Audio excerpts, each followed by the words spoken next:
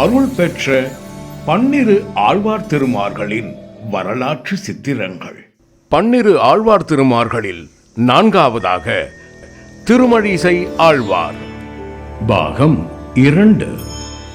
ஆழ்வார் அங்கு தங்கியிருந்த காலத்தில் ஒரு வயதான பெண்மணி அவருக்கு பணிவிடை செய்து வந்தார். அந்த அம்மையாரின் தொண்டு ஆழ்வாருக்கு மகிழ்ச்சி அளித்தது. அத்தருணத்தில் அந்த அம்மையாருக்கு மீண்டும் இளமையின் சுகங்களை அனுபவிக்க வேண்டும் என்று ஒரு பேராசை உதித்தது. அந்த அம்மையாரின் ஏக்கத்தை தீர்க்கும் பொருட்டு அந்த அம்மையாருக்கு மாறாத இளமையும் மயக்கும் பேரழகையும் வரமாக தந்தருளினார். ஆனால் அந்நாட்டு மன்னனையே அவள் அழகு மயக்கி அவளை அவனுக்கு துணையாகவே சேர்த்து வைத்து விட்டது. அவள் மகாராணியாகி விட்டாள். ஆனால் இதுவே மன்னனுக்கு ஒரு பெரும் துயராகிவிட்டது. இவளது இளமைக்கு துணை நிற்கும் வாலிபம் அவருக்கு வேண்டுமல்லவா?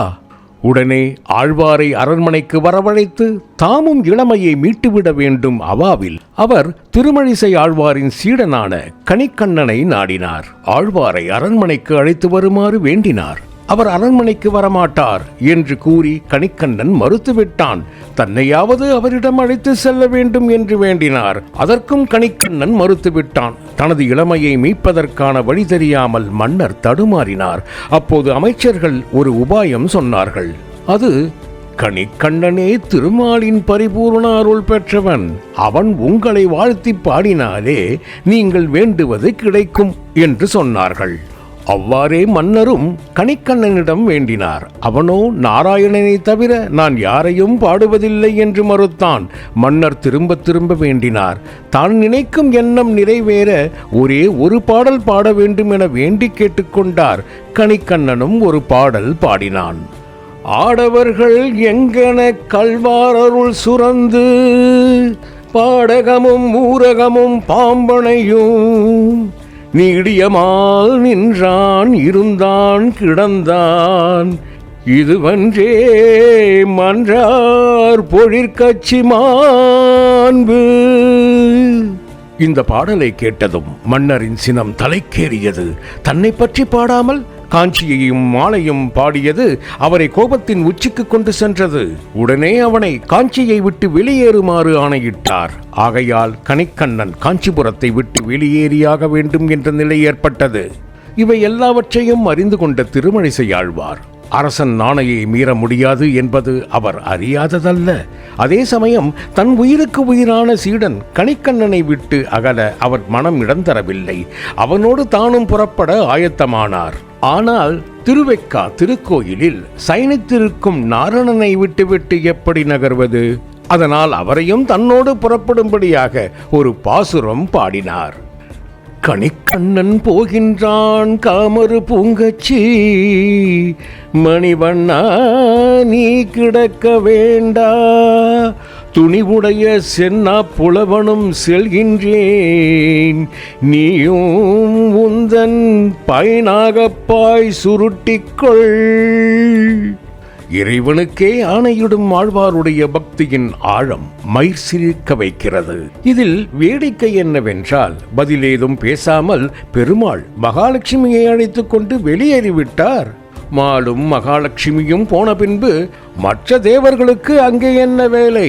தேவர் மூவர் யாவரும் அவ்விடத்தை விட்டு அகன்றிவிட்டார்கள். நாடு தனது செழிப்பையும் செல்வாக்கையும் இழந்தது. மன்னனும் தன் தவறை உணர்ந்து கொண்டார். ஆழ்வாரை தேடிச் சென்றார். ஆழ்வார் ஓர் இரவு இருக்கை என்னும் இடத்தில் தங்கியிருந்தார். தற்போது இவ்வூர் ஒரிக்கை என்று வழங்கப்படுகிறது. மன்னன் ஆழ்வாரின் சேவடிகளை வணங்கி மன்னித்தருளுமாறு கூறி திருவெக்கா வரும்படி வேண்டி நின்றார்.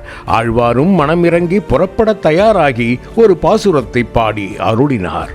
கணிக்கண்ணன் போக்கொழிந்தான் காமரு பூங்கொச்சி, மணிவண்ணா நீ கிடக்க வேண்டும், துணிவுடைய சென்னா புலவனும் போக்கொழிந்தேன், நீயூந்தன் பயனாக பாய் படுத்துக்கொள்.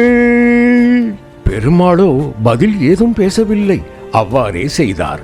ஆழ்வார் சொன்னபடியே பெருமாள் செய்ததால் திருவெக்கா பெருமாள் சொன்ன வண்ணம் செய்த பெருமாள் என்னும் பெயர் பெற்றார். அதை எதோதகாரி என்று வடமொழியில் குறிப்பிடுகிறார்கள். இப்படி இறைவனுக்கே ஆணையிட்டு அற்புதம் செய்தவர்தான் திருமழிசை ஆழ்வார்.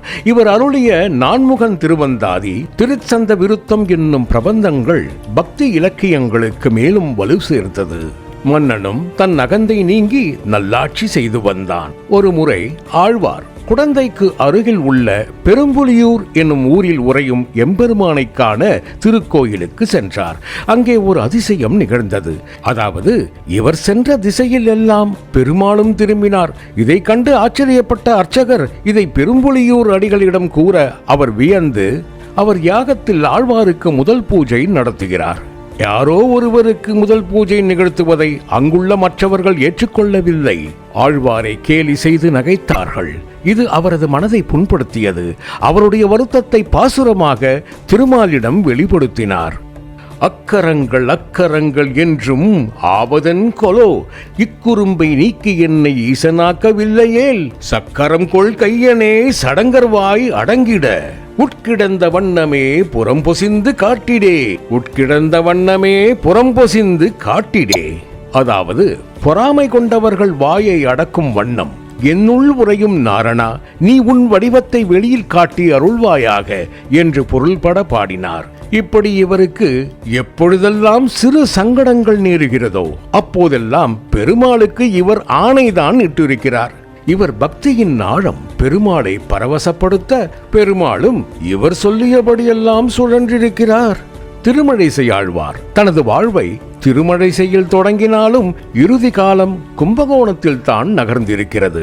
கும்பகோணம் ஆறாவமுதனை கண்டு அவருக்காக இறங்கி பாடிய பாசுரம், நடந்த கால்கள் நொந்தவோ நடுங்க ஞாலம் ஏனமாய், இடந்தம்மை குலுங்கவோ இலங்கு மால்வரை சுரம், கடந்த கால் பரந்த காவிரி கரை குடந்தையுள் கிடந்தவார் எழுந்திருந்து பேசுவாழி கேசனே.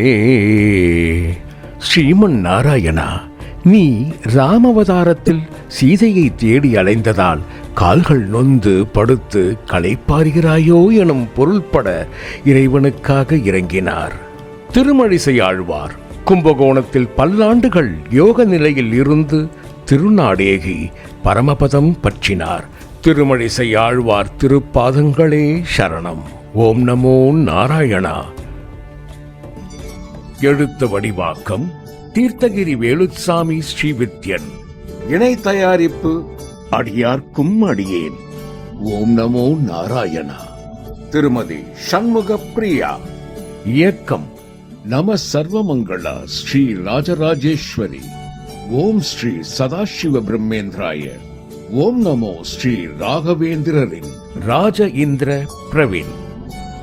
திருச்சிற்றம்பலம். சுபம்.